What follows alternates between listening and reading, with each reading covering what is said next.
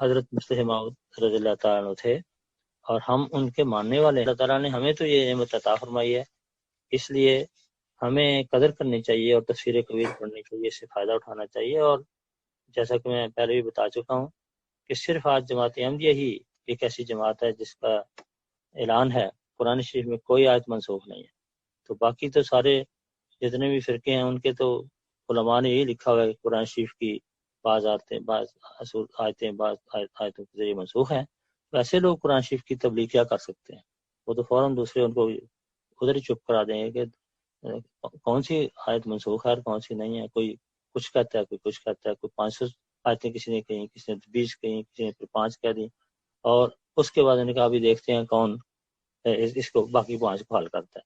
اور وہ تمہارا تو آج تک نہیں آیا، یہ تو اب صرف جماعت احمدیہ میں ہی ہے کہ ان کے مسیح موعود کے سامنے اعلان فرمایا کہ قرآن شریف میں کوئی آیت منسوخ ہے۔